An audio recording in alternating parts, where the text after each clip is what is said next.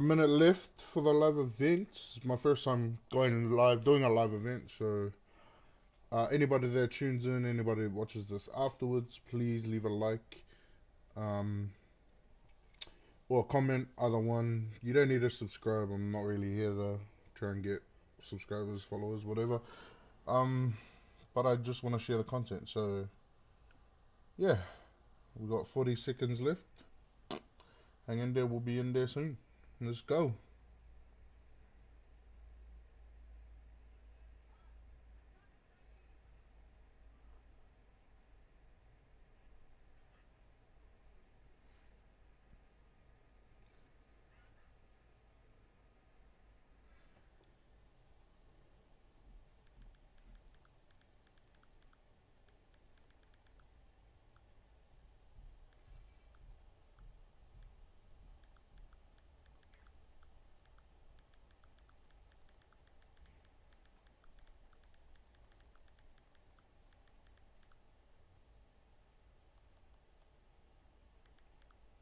Mad, they high. Thinking the badge is better than having some heart. Okay, look now, look how they running. They beating white people down just to show us what's coming. Or to show us we nothing. Or to show us we only welcome when singing or balling. You shut up and dribble. Look.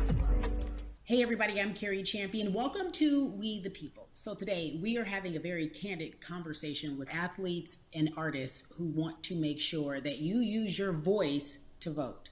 Voting is your voice. So we have so many different issues that have happened in this country. It's really, truly unprecedented time. So I'm looking forward to these conversations. I think you'll be educated as well as entertained, but most importantly, informed. We have morethanavote.org, whenweallvote.org, and fairfight.com. Those resources are imperative as we try to change our future.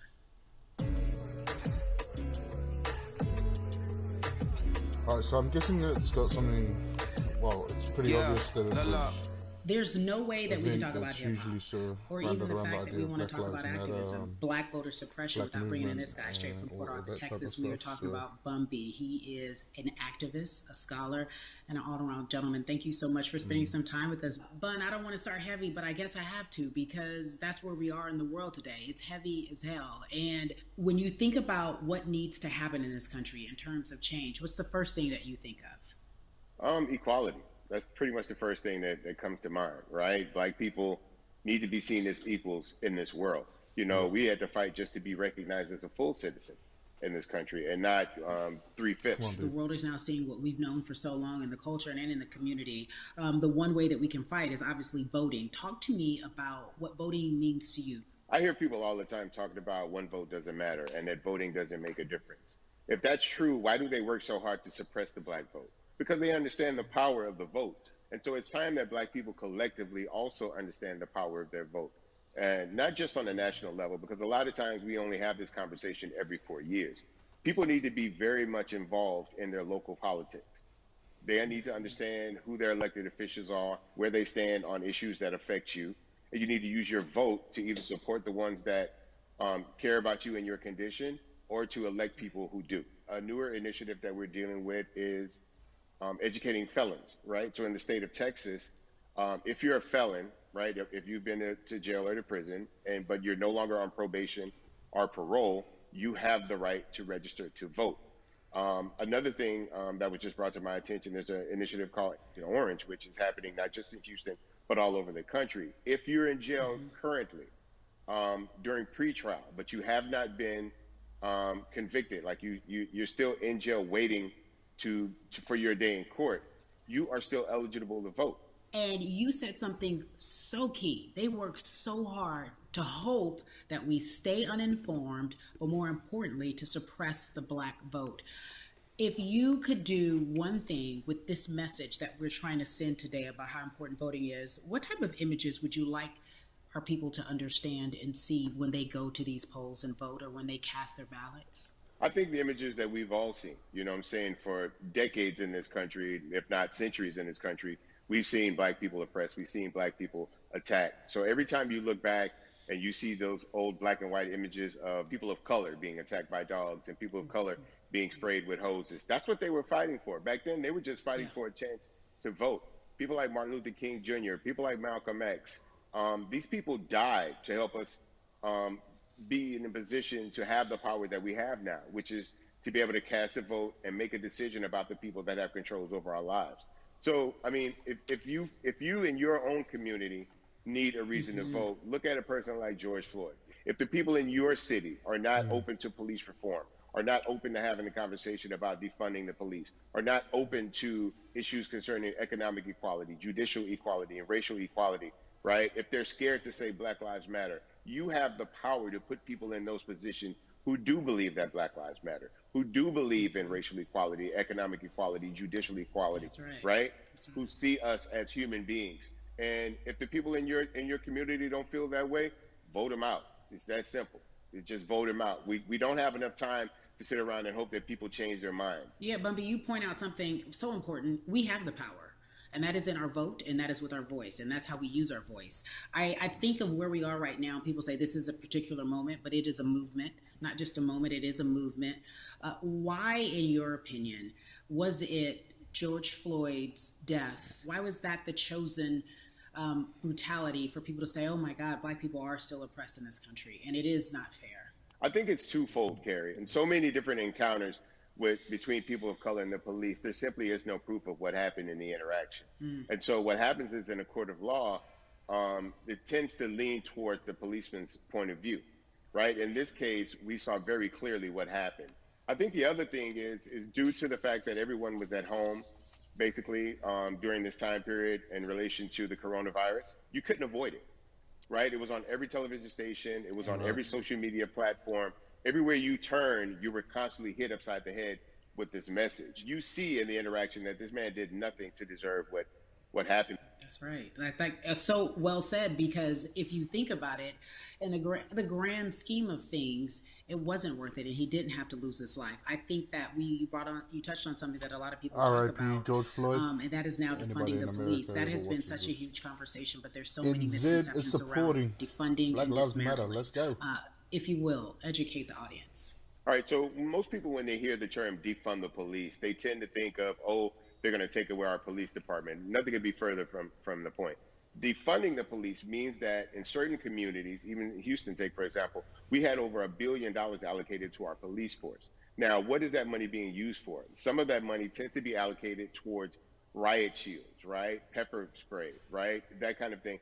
That's only used against the people that fund this budget, right? So why would the people want to supply the police with the means to oppress them? If the police are concerned about the situations in certain communities with a higher crime rate, well, higher crime rates tend to happen in communities where there's not employment opportunities, right? There's not a lot of social services, and people are going to do what they need to do to take care of themselves and their families. When the community has more opportunities for employment, more opportunities for upward mobility, then they tend to be less of a strain on the government. They tend to have a lower crime rate, and because of that, we'll have less need for the police in those communities. You are passionate about so many different things in terms of making sure that we are holding our leaders accountable. Talk to me about some of the other projects that you're working on. Well, right now, obviously, being a part of More Than a Vote is essential. We're dealing with primaries in this country right now, and we just want to educate people. We want to inform people because people are tired, they're angry, they're concerned, and they want information and they want action. And so we want to make sure that we give them the right information and lead them in the right direction. And we thank the people that do not look like us for standing with us right now, because it's very important that people who aren't Black be involved. Because if Black people could have gotten rid of racism, we would have done it hundreds of years ago. And so I'm trying to use my voice and my platform just to let people know that if they feel like I do, there's a number of places they can go to enact change in their community. People need to know about how their city council runs. They need to know that they have the ability to speak when city council meets, to let them know that that's not the way that they feel their city needs to be run. Those are not the places that they feel the money of their community needs to be allocated. And Bubby, even a step further, they can run for office in their local community. They can run for positions. Like, people act like they leave it up to somebody else. If you're upset, it's not hard to get on the school board. It's not hard to be a part of the city council. It really isn't. And depending on how small your town is, you could be a mayor. The power is with the people, and we need to just know that that's happening. Absolutely. And it's always been with the people. You know, if you look at Trayvon Martin's mother, Sabrina Fulton, right? She felt that there was a system of racism and a system of oppression that led to her son's death. And so what did she do? She ran for city council and she was elected city council. Our own former president, 44, Barack Obama, right, started in the community as an activist, ran for an elected position, became senator, ran for another elected position and became president of the United States. So don't think that you can't make a difference. You know what I'm saying? You don't need a lot of money. You don't need a lot of power. Your voice is enough to make a difference. Amen. I feel like I need to go out and run for something. You gave me a rousing speech there, sir. I'd be remiss if I didn't ask you this. When I talk to my brothers, I have to ask you, as a black man, how are you doing? Are you okay? I'm good. I'm good. I have a very strong relationship with God, so prayer definitely works for me. I have children and grandchildren who are watching me, who are encouraged by what I do, and they're proud of me right now, you know, and that's really what matters, you know. The change starts at home, you know, so as long as you have a support system that believes in what you're doing and supports you in what you're doing, you have everything you need to go out there and fight the good fight. And for those that don't, there's a community of people here to help you. So you can go to places like morethanavote.org. There are many different places that will encourage you, inform you, and they will put you with groups of people that feel like you, that are ready to take action. So no one has to go about this alone if they want to do it. Yeah, we're stronger together. People have been saying it, but that has much more meaning now that we are in our movement, not just this moment. Bun B, it has been an education, always a pleasure. Thank you so much. I appreciate you. Keep fighting the good fight. Keep up the good fight. Let's go. Just while we wait for the next part of the event, there was some real insightful information. So our next guest, I have to admit, I'm a fan, but there are so many different people that we could talk to, and I thought it was somebody so on the other side of the world. You know her as Molly was on really the good to huge, listen to. successful show Insecure, Interviews HBO's so far, we've Insecure. had a She few, also but has a comedy special no comments highlighting or her anything yet. Nigerian roots, and she's an amazing Anyway, podcaster. next part of the welcome event's in, about to Yvonne. start, so let's go. You have such a beautiful way of making things funny, giving us our medicine with some candy, right? The humor and the healing. You bring all of that to your space. And right now, as you look across this country and how everyone is so broken and so upset, if it's not social injustice, it's the pandemic, it's depression, it's unemployment, the list goes on and on.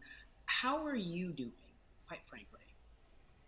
You know, I'm rediscovering self in a way that is hard, but necessary, that will lead to ultimate joy. I know it sounds like a lot, but no, I think I personally think that God put all of us on a global timeout. Like, we just, you know, America hasn't done as good as other people when it comes to timeouts, because everyone else is out playing at recess. And we're still in the principal's office hoping and wishing we can come out. But I think that if we settle into the timeout and really learn the lesson that we're supposed to learn from this season, I think we'll emerge better. We'll learn how to play well with others in more ways than one. And so personally for me, I'm taking this time to learn me in a new way. I feel like I'm being ushered into a new season, and I'm getting still, because sometimes the busy confounds the work that we're supposed to actually be doing. You know, we're busy doing other stuff, but we got work that we need to do on the inside. And I'm leaning into it. I'm like, dang, I thought I was gonna be able to rest like everybody else. And God's like, nah, we got work to do. You know what? And I think that's what everybody is saying about 2020. It's demanding that we be better. And you said it's a global timeout. What do you mean by that? Yeah, it's like, everyone sit down, be humble, to quote the great prophet Kendrick Lamar. But like, no, seriously, sit down and let's reevaluate some things. Let us unearth and shake up the things that we have been trying to hide within ourselves, within our nation.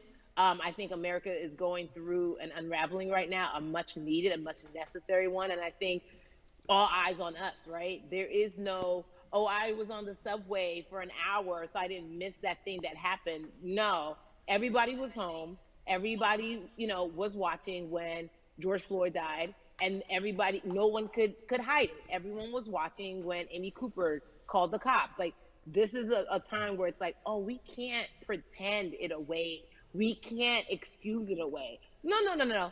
It's a global timeout. Sit down, watch, and listen. And globally, it's like, hey, we were going business as usual, but it ain't usual no more. Like, that's old. anytime change occurs, it's very uncomfortable. And so right now we're sitting with we're getting we're getting comfortable with the uncomfortable. The minorities, we've been comfortable with being uncomfortable, because that to me explains just the existence for whatever we want to do, how we break into our careers, how we live our lives, how we find ourselves one of the few or one of the first. And that's a lonely road. When you look at, and when you talk about this global timeout, everybody had to pay attention to Amy Cooper. Everyone had to pay attention to George Floyd. How is that helping us as a people, as a country, during our global timeout? I think, well, one, we're not minorities, Carrie. You already know it. It's like these labels that they put on us. It's like the same way of saying like black on black violence. Also, there's no white on white violence. It's branding. Yeah, right. It's all branding. Yeah, you're right. It's like white people kill white people every single day. So no, there is no black on black violence. And if you say black on black violence, well, then let's brand white on white violence. Like I watch Investigation Discovery. Ain't too many of us been featured. So, I just even like, but to answer your question, what does that do? I think what everyone expected is what has happened in the past when the world was still open, right? In that, okay, you had everyone from Trayvon Martin to Castillo to Sandra Bland. You had all of these lives lost, and Black people made some noise. We rioted. We got out in the streets. We started the Black Lives Matter movement, all of those things. And then white people kind of just like, oh, let's give them something. And then it's just like, is it over? It's like Oscars so Black. Okay, good. We gave them some Oscars. Are we good now? Like, are we even? Mm-hmm. And it's just like, oh, no. This is not about like a Band-Aid. It's like, yo, we might have to amputate the leg a little bit. But it's all right, because by amputating the leg, we're going to save the body. And so I think that's what's happening now. Like, America is realizing, like, oh, Black people aren't just making a little bit of noise. Like, the protests are still out. The conversations are still being had. The change is still being demanded. And I think they're seeing, oh, this is not going no way. And no, it's not, because we need systematic change. What a beautiful way to explore what is happening and describe our country. I just want to point out, have to amputate the leg. I wish there was a lot more people That's in what's here. happening right now. That's beautiful. This is OCE, and to that end, I have sorry to ask for you anybody this, because the way that we do that, we use but just our for a voice. second. And our voice OCE right now in this world, in this country, about is our vote. And everyone talks about 5 to 10 people in here, but I feel like more than ever we understand that it's not just about voting every 4 years for the mayor. Half of them are fucking around, it's about the and mayor. these guys aren't really paying fucking attention. They're just trying have the power to bring charges against police. If police brutality is an issue in your community, if you care about your school district, anybody from OCE, I ask this of you, that ends up seeing this video, from Nigeria. This is some valuable information that we should be fucking what does voting mean paying attention to, really. I think voting, it doesn't matter how old remember, you are, we should all really be paying attention to this, and back in realizing that 90s, this is some real fucking shit that's happening. I was still a minor, even though my mom naturalized, and so we were able to do it under not her. really relevant to and our countries or outside of the world. In a way, it actually is, because we're part of it. One of those, our indigenous people, our native people, whatever, on this side of the world, are it's a big deal, dealing with a similar situation. So do we have we the should all opportunity really to be be paying in this attention country, to but it. now we can No be matter of where you're the from, country. We can be of the how country. interested or uninterested you are, this is actually fucking something we should be looking into and paying attention to. I just want to shout out to Epic Games, Fortnite, the whole We Are the People organization. I think we are done a disservice. Either it's schools or whatever it is, and I'm not putting teachers on blast. I think teachers do a phenomenal job, but for some reason, we do not, and give them all the raises. I know too many parents who are like, I might, this child of mine, I do love them, but hey, who? Sorry for the little thing, guys. It's just, where can I drop them off? And I do think just that there's a realized disservice done, because again, when we talk about them, to your point, we talk about every 4 years. It's important to vote for the presidency. We don't realize, like, oh snap, we actually can vote about like how much our libraries get. It's like small things like that, but they make a big difference. When you think of voter suppression in this country, what does it look like for you? It's the systems. When we talk about voter suppression, we also talk about systematic racism, right? It's all the systems that set up. And we've normalized okay, maybe your job will give you a half day, or maybe, you'll be able to get this luxury. It shouldn't be a luxury. It should be built into the system. It should be built into the fabric of how we vote. But maybe you'll be able to get this luxury in order to enable you to go vote. Think about everything disenfranchised, marginalized Black person has to endure in a day. So in a day, you need to get to work. If something happens to your car, if something happens to your child care, if something happens to, there's so many factors along the way that can send you into a tailspin as an American. And then you add on as a person of color. If you're just trying to get to vote and you already have to go through all of these hurdles and hoops in your everyday life, imagine the one day when your voice really is supposed to matter the most in this country. But then you also see all the times that you tried to have your voice matter, and then it's been shut down, repressed, told it doesn't matter. And then you're kind of like, what's the point? How do we keep hope though? If I'm watching this right now, how do we as a people stay hopeful? How do we believe in the promise that these quote unquote forefathers have given us? Because have you met Black people? By default, like hope is infused in our DNA. Like you said, like like if we haven't been broken now through, be it through slavery, through capitalism, give it to me, colonization, through segregation, through I mean, listen, the history of Black people in this country is, at one point we were 3/5 the people. Mm-hmm. That's it. That was a written law. And look at us now. We are whole. We are Black girl magic. We are Black boy joy. We are, you know what I'm saying? What I think about in terms of giving us hope, right? We're making a lot of people nervous right now, Carrie. We're making a lot of people nervous right now because they're like, dang, we put all these obstacles in their way, and these jokers are resilient. But that should give us hope. That should give us hope that, like, we can't stop, won't stop. I mean, I went to the school of Diddy. You know what I'm saying? Hashtag, Harlem shaking it right now. We can't stop, won't stop. And I think that's our motto. We can't stop voting, and we won't stop voting. We can't stop marching, and we won't stop marching. We can't stop thriving, and we won't stop thriving. To that end, because you led me directly there, I've been asking everyone who's appeared on this platform, what does activism look like? And I feel like back in the day, we had an idea. Yes, it is marching. Yes, it is protesting. Yes, it is speaking out against things that we feel are not right or unjust. But talk to me about what activism looks like for Yvonne Orji. Activism, I think the beauty of activism is that it has many faces, right? Thanks for tuning in, bro. I hope you're having a good day. Like, you know what? Martin Luther King marched, but there Shout were a out lot to of you. women who were Everybody in the go homes give like, him a hey, subscribe. BT Dubs, when they come back, this is how we support all the people who are marching on the front lines, and we're going to be here doing what we know to do best here. And you know what? Somebody needs to bail them out of jail. Yeah, man, so you, that you can add now me we need to be in the community, for sure. you know, getting money or I have no whatever it problem is. with that. So it's like everybody has a position to play, and so play a position like a shortstop. My name. Right? So whoever you are, what platform and are you whatever on? you PC, do, play your PlayStation, position. Xbox. So let me know. activism could look like, you know what? I'm not the one that's built to be on the front line, but you know what? My pockets go deep, so I'm gonna support the people on the front line. You know, I'm a comedian. Black joy is a form of activism.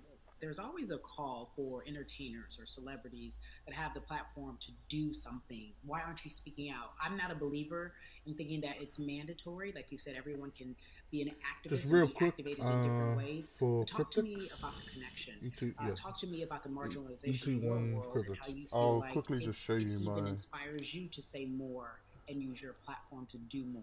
Beneath the surface of what we do, like Niecy Nash says, it's the hoop. That right there is my name. Is the person who's going to be like, hey, let me call this out. Either name blind racism, situation overt racism, OG, in terms or of situation ways OG, that we can be better, in terms of ways that we can actually be more uplifting to the community that we don't you may not even realize that you're serving. Before I let you go, talk to me about the urgency, in your opinion, for people to vote, our people to get out and vote this coming election. Yeah, I mean, guys, if you think you're tired now, I'm telling you right now, we cannot take this sitting down. We can't take this jokingly. I understand that it may be hard to figure out who to vote for, but at the end of the day, we got to vote for our families. We got to vote for our legacies. We got to vote for continued progress. We have to vote for upward mobility. We have to vote for equality in a way that is long lasting. And if we succeeded before, we can do it again. You talk about the whole. This is the time. This is not the time to give up. This is not the time to pretend a way that we haven't made progress. We have. There's still much more to be done. And you know what? We might have to get to a point where we pass the baton to our children and our children's children, but we still have work to do now for that generation. Von Orgy, you are everything. You are Molly, but you are not Molly, but I love you so much as Molly on HBO's Insecure. You are an amazing podcaster, Jesus and Jola. Shout out to Lovey. And then we also have movies. Like you, The World, you're a model, a cover model. Also, wait, don't let me forget your hugely successful stand-up comedy special on HBO. Girl, you doing it all. For and the I people that am are still so watching, I grateful. just You're wanted to truly say, I the touched dream, not base just on the this a American little dream. bit You're earlier black girl, when they brown had girl, do it all dream, the immigrant when dream, they had everything. Bambi Beautiful, beautiful song. talking. I really, really mean that. It's really insightful Yvonne and Orgy, great ladies and gentlemen, to nothing but the best be able to and watch this and get excellence this for type of Spotify. Thank you so information much, my friend. and insight I on what love you it's so really much, like Mama. over in Mwah. America for black people, especially for somebody like me over here in OCE, over in New Zealand. Yeah, la la. It's just really great to be So able to Atlanta see has something been one of like the this. So hotbeds in terms of shout political out to unrest everybody and over in social America that's injustice. We've watching. seen so much happen in that Love y'all. city, and we've Black also Lives Matter. seen so Let's much go. come from that city, including This one is of what our I'm very here own for, really. founding fathers of I the want to civil see rights what movement, and that's Russ Martin has to Luther say. King Jr. But right now, we want to welcome in someone who has used his platform to talk about voting, to talk about racial injustice, and how he's trying to help. Atlanta's very own Russ joins us now on We the People. Let's go. Russ, I'm not going to fan out and tell you what some of my favorite songs were that I listened to repeat on yours. We're going to get to the topic at hand. So Amazing. we got to talk about, recently you did an interview where you shared your outlook on culture and music. And you also were very candid about the fact that you have a privilege and that it's necessary for you to give back. Tell everybody about what that means. It's very obvious, I'm white and I'm in black culture and I'm benefiting financially off of it. So I feel like if you're a white person financially benefiting off of black culture, you have to put finances back into black culture. It's just that simple. The screenshots with your feelings, it just comes off like fake empathy because it comes off very dismissive and very oh, that sucks for y'all, but anyway, back to what I was doing. Have you felt that way always, or is it now because of the time of where we are in this country? I've always had the feeling. I think now it's just obviously elevated. It's a new level, and there's new, it's to the point now where you can't. First of all, you can't not say anything. Second of all, though, I just think saying something isn't enough anymore. I think, if you have the ability to put money back into a culture that you're financially benefiting from, you have the ability to. You should. It's interesting that you talk about it in that way because some people do believe that silence is the best way to go because it's hard to talk race, especially if you're white and you're in the black culture. People just feel as if they can't talk about it. They feel awkward. They feel as if they don't have the privilege or the voice or the words. How do you find yourself right now in terms of interacting with people when they want to talk to you about social injustice, police brutality? What's going on in this country right now? Well, first of all, picking and choosing whether you want to be silent or not about race, that's a privilege in and of itself. But no, I mean, I try to just do my best to listen to the black people around me and the educated black people I have in my life. So I do my best to not act like I have all the answers for everything, especially in a culture that I'm not from. But that's why when we decided to raise the money for Black Lives Matter organizations, when we raised $500,000, we got on the phone with some of the women who started Black Lives Matter. I got on the phone with Tamika Mallory. I was on the phone with Karen Civil and talking with my friends to make sure the money went to like the correct places, and people who really need it. It's just about listening. That's all. It's about listening.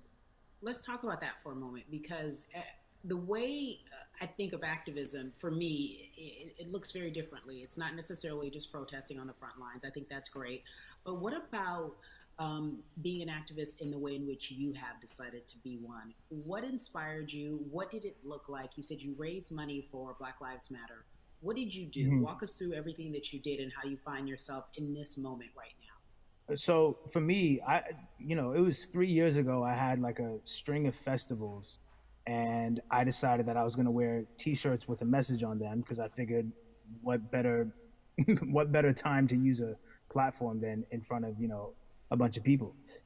So one of the T-shirts I wore was, "If you want to change the system, speak up. White silence is pro-racism." The whole thing, and it didn't really it kind of got swept under the rug back then.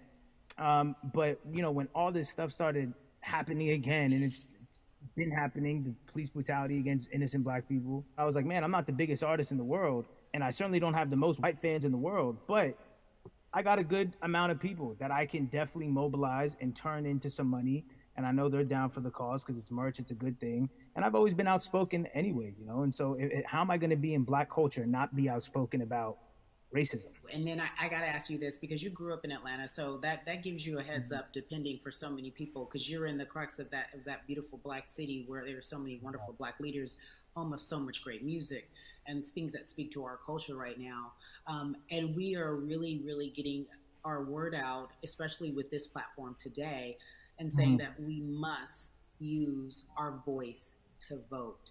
Talk to me about what the importance of voting for you in this upcoming election. Yeah, so full transparency, I had never voted before, ever.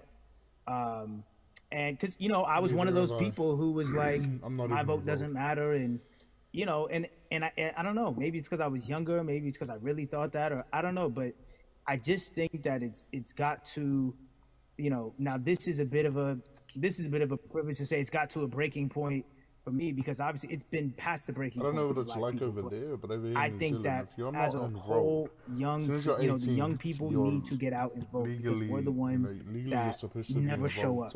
You know what I mean? We never show up to vote, but we're the future, so it's like, look, we got to go out there and vote, and then whatever happens, but at least we did our part. You got to do your part. You're very candid in saying that you just decided to vote. And I think there's a beautiful irony in the fact that you have your fans saying, because of you, I'm voting. Right. And there's something beautiful about that. But I want to know why now for you. Why in this they moment haven't come to me yet, and it's been fucking 8 years. What hit your spirit to say, yes, this is the time to do it? Turned 18. Honestly, because I think that George Floyd really because I didn't give a fuck if I'm enrolled. Woke up a lot of people who, including myself, who I was vocal and outspoken about racism. I put it in my lyrics. I put it on T-shirts. I would talk about it in interviews. I was vocal about it. But that video in that moment, I think me, along with a lot of other people, just kind of was like, all right, words are simply not enough anymore. We gotta do something, whether it's raising money, whether it's voting, or all the above. We gotta do something, and I'm ashamed that it took that for me to be like, I need to raise money and I need to vote. It's a shame, and I don't know. I guess it snapped a bunch of people out of it, And even if you were vocal and whatnot, it's time to actually put your money where your mouth is. It's time to go vote. It's time to just stop talking about it and be about it. And it's been time for that, but like I said, I'm ashamed that it took me this long to actually really, really be about it.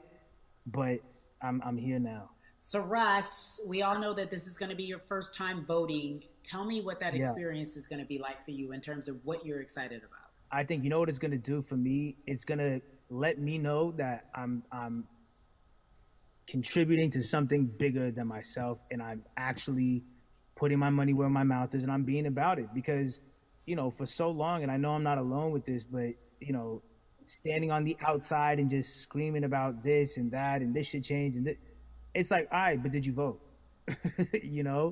And so I know it's going to feel good to know that I played a small role, And that's the problem. I think the mentality of like, my vote doesn't matter needs to be changed to my vote, albeit small, does matter. It's a role I'm playing, and if I play my part and you play your part and he and she plays their part, then we make a difference. But it'll feel. I have a feeling it's gonna feel very, very bigger than me. I mean, I think when you realize that giving actually feels better than receiving, that's when you start wanting to do your part and contribute. So, voting is an easy way to give.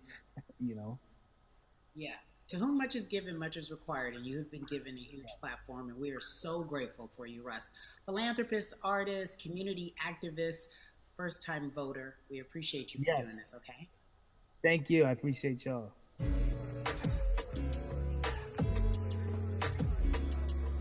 Let's go. Yeah, la. So cities like Atlanta and Chicago have been at the forefront of the discussions, especially now in this country when we're talking about COVID-19 and systemic racism, as well as police brutality and what we can do in this country. Again, we're continuing our conversation, letting you know that your voice is your vote and your vote is your voice. We can change where we are in this country. Currently, I'd like to welcome in Chicago Cubs right fielder Jason Heyward. I appreciate you. I brought in Atlanta and Chicago because I know you grew up in the metropolitan area of Atlanta, more specifically McDonough, let's be technical. And you have been very vocal throughout this entire time in terms of what our country's been experiencing. Let's look at the past month and a half, if you will. What has been the hardest thing for you to deal with? The hardest thing for me to deal with, Carrie, this last month has just been going from the virus shutting everything down to us being called to action. We've had multiple police brutality situations. We've had people protesting, wanting to get the message out. But I really realized that I need to be a part of the positive message and make sure that doesn't get lost in all the chaos going on, for people to actually hear from a reasonable, respectable person who cares about everyone involved. A reasonable, respectable person who cares about everyone involved, which leads us to More Than a Vote. It is a beautiful collective of Black athletes and artists. You are a part of that. Talk to me about why that's important for you right now and this be a part of that collective. To me personally, it's important to be a part of that because I've somewhat used baseball and my craft as an excuse to not get more involved in voting. But I can't any longer use baseball and work as an excuse not to get educated, and not also to show people, like, at any moment in time, any walk of life, we can make a difference. So tell me in your words, what does activism look like for you? In my words, it looks like LeBron James, the biggest athlete right now on the planet, speaking up and breaking the ice for everyone. But I think for the first time, people see and hear from us. So now we have white teammates, we have other people speaking up and realizing, okay, like, this is how we go about doing this. And to me right now, social media, athletes speaking up, entertainers speaking up, like we're trying to do with More Than a Vote. You said something I thought was so key, because covering sports for so long, I know that it's tough for Black players specifically in Major League Baseball to talk about how they feel. Adam Jones did it in a very eloquent way early on, but there are very few that are vocal. You said you all were afraid. Why use that word, and why were you afraid? You was afraid because in 2019, there were 68 of us total, and there are 38 teams. There's 25-man roster on each team. There's a 40-man roster, which is on each team as well. And there aren't many of us. So we're outnumbered in that sense, but not always in a negative way when it comes to our teammates and our clubhouses. But to get to this point, you have to move a certain way. You got to be careful what you say. You can't ruffle feathers.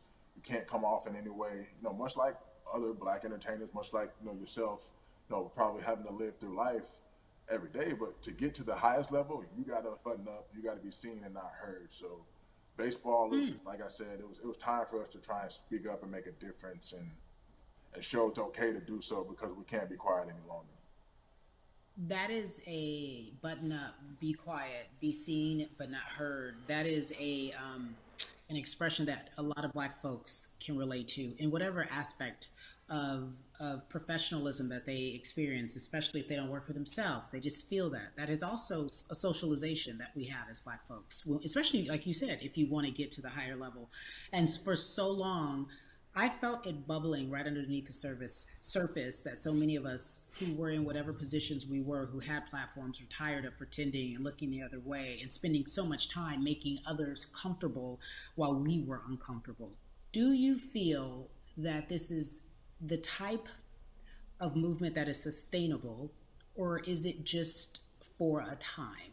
No, it takes everyone joining in on the conversation. And right now, I feel like more than ever, there is little things as possible to distract from bigger issues. And we saw on draft day, we saw our president, Theo Epstein, holding up the sign saying Black Lives Matter and wanting to include the rest of MLB in that. But now we're having those conversations as well. So I definitely think this is sustainable. And it's not always just going to be the popular thing to do. This is something that people want to get right because they know we care. Jason, you said you think it's sustainable, that what you're seeing, especially with your colleagues in baseball, that this can be something where you're feeling more comfortable, feeling more safe to share how you feel about social injustice and police brutality. What are you doing right now in this moment with your platform to help change how we look at voting and how to educate the culture and the community about voting? Well, first, what I'm doing, Carrie, is joining up with More Than a Vote and joining up with other athletes and entertainers to get that message out and use our platform in that sense as a group, and try to create a brand with this to make it something that's not just about the election coming, make sure that it's about people getting educated for years to come and figure out where to vote and how to vote. We've got people in different areas that cover different demographics and influence different areas of people. And as a baseball player, as a Black baseball player, I feel like now, like we talked about, is finding the time to show people that you can use your voice in this profession. You don't have to be afraid. And to me, that can help a kid growing up. He can see me, he can see other guys that were in the video we posted saying, hey, this is what they're standing for. They're speaking up for these things, and it's okay to want to play baseball. It's not lame. It's not something I have to be as afraid of as I was before. So I feel like that's my role in this. I have a younger brother as well. He's 24. He also plays baseball. So I've got to lead by example. I can't just always, come up with a good answer that sounds good on TV when I get asked a question on, what do we need to do to make changes. I'm joining up here to make sure that I take action and get educated myself. For one, so many people, I feel like in Atlanta, they're on the move. Well, when you want to try to make a vote and try and cast your vote, you have to do it by mail. You have to sign up for the absentee ballot. Then you have to get another ballot in return. They have to send it back to you.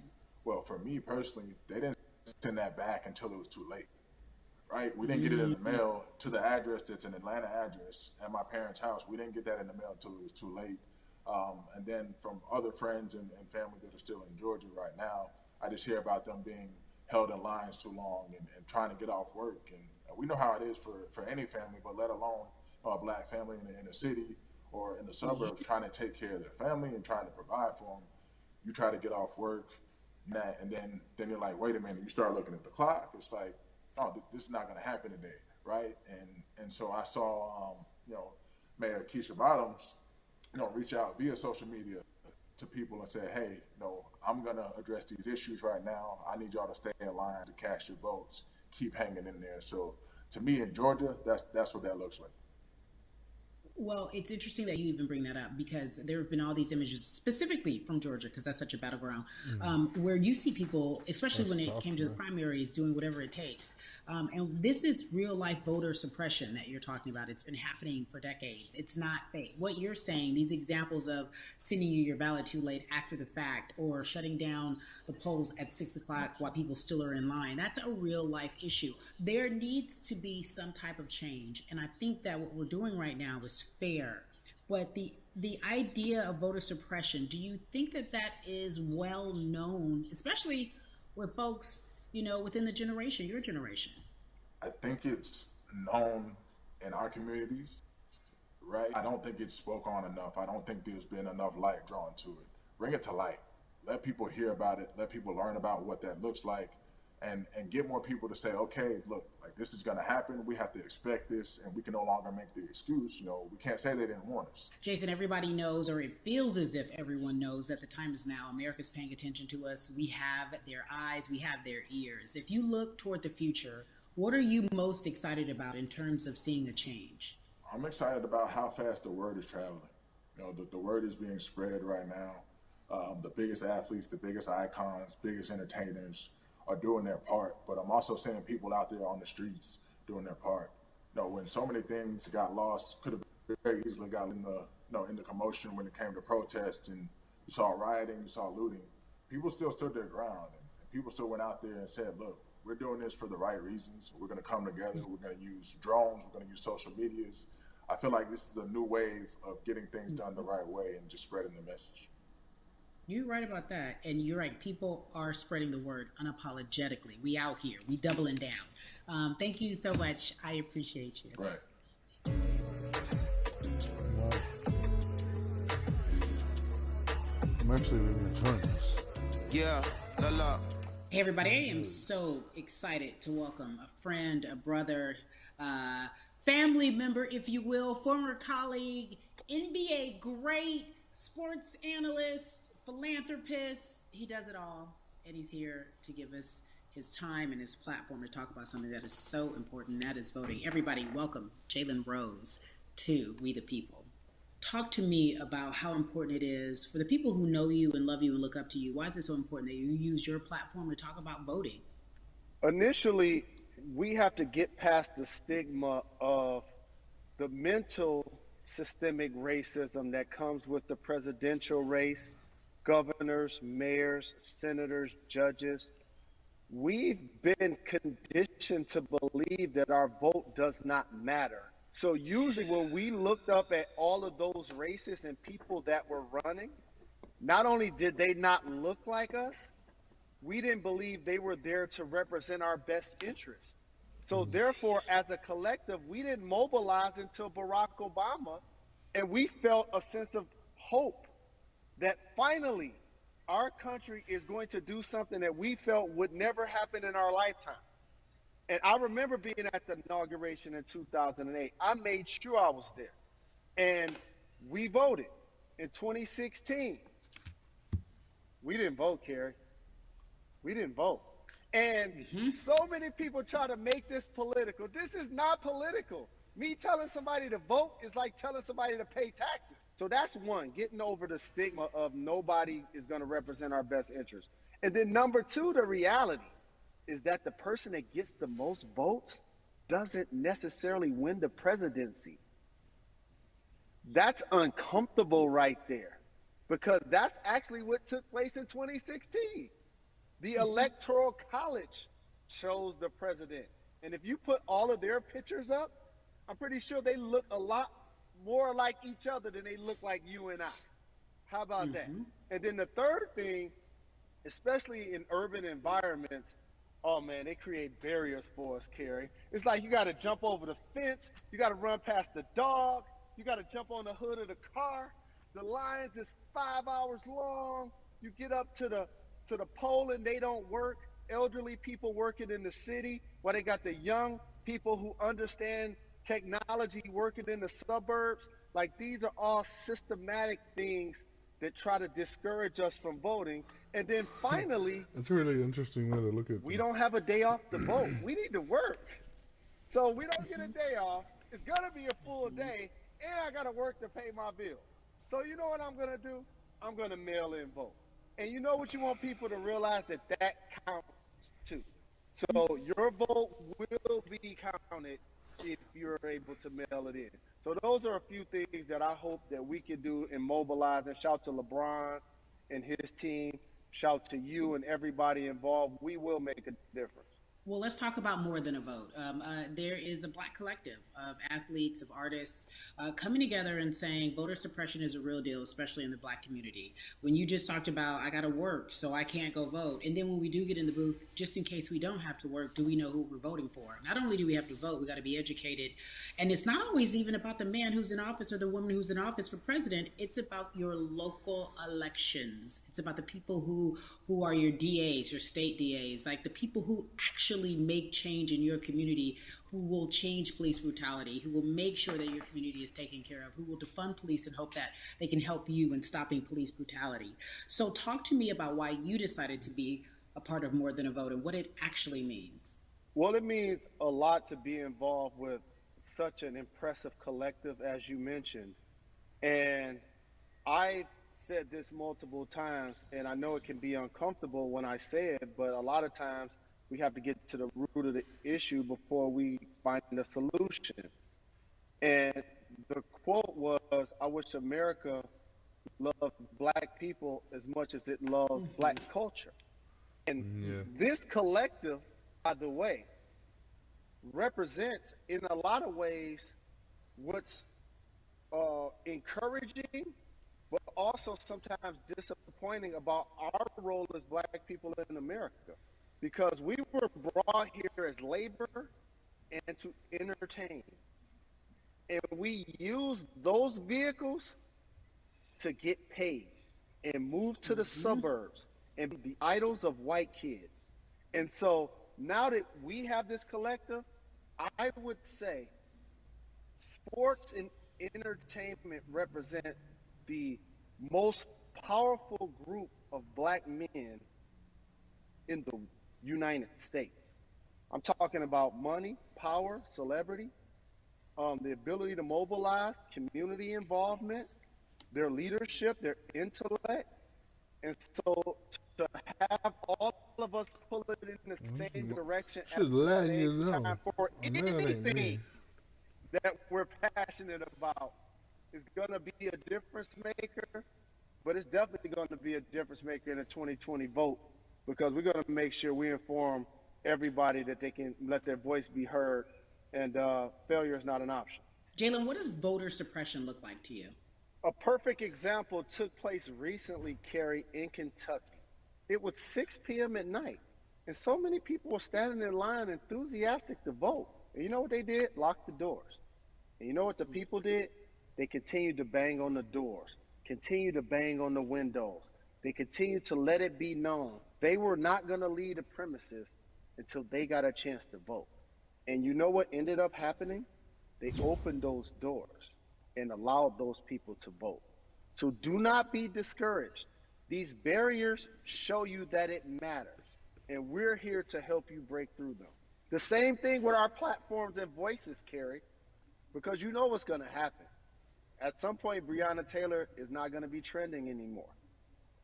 People are not going to be protesting anymore. But it's still up to us to keep making sure that our voices get heard, and this is one way to do so. Right, and that is a form of being activated, being an activist. It doesn't have to be protesting. It doesn't have to look like what you think traditionally activism looks like. It's voting. It's that simple. We now have to understand, like, this is a critical mass moment for this movement to continue to hold up as much steam for as long as possible. And that's what this collection is going to hopefully allow for that situation to happen. Jalen, in today's age of technology, it should be easier to vote. No doubt. It's like we call these devices smartphones, but yet I can't vote from it.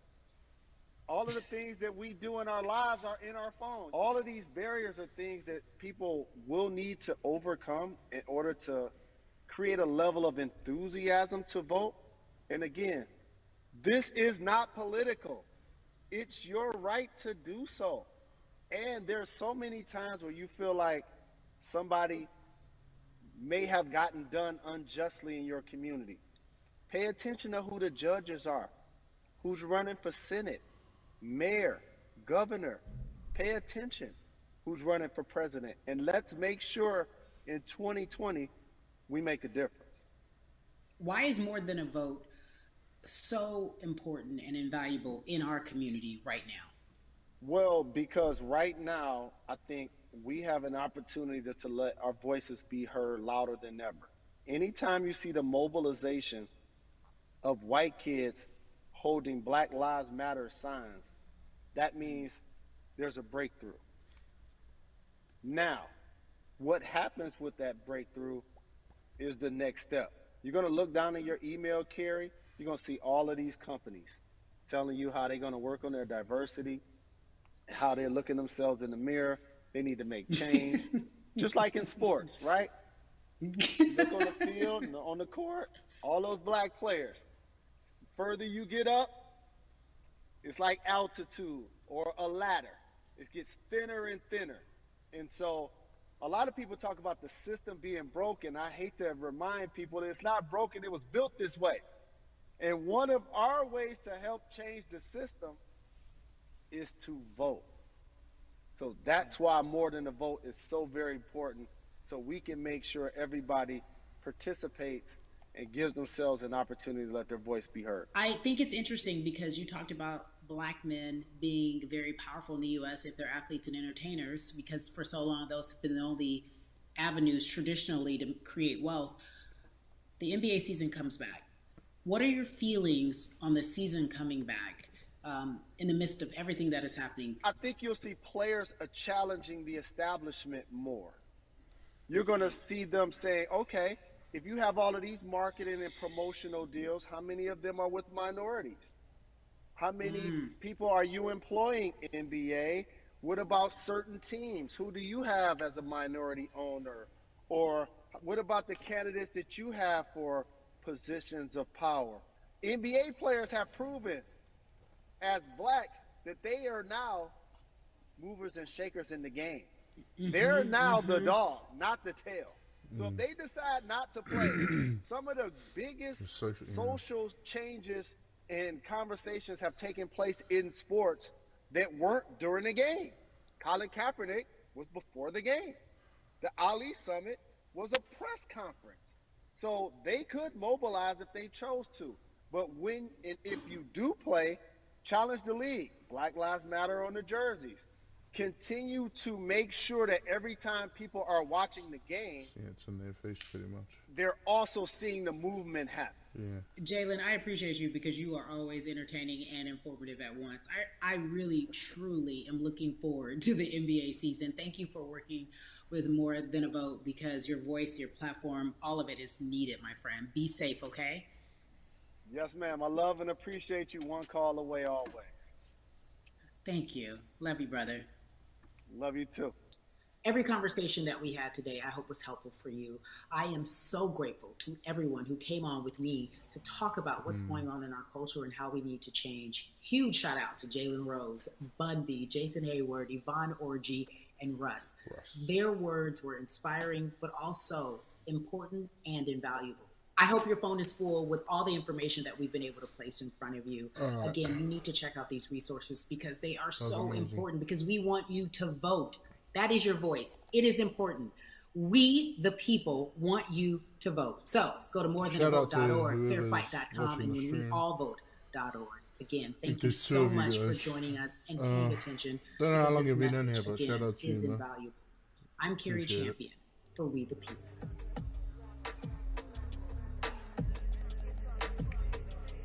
That was awesome. I just want to touch base a little bit before I end the stream. Hold on, I'll just read this. Okay, I can't read that fast. Anyway, yeah, I just want to touch base a little bit on this live event. It was my first time going live during an event.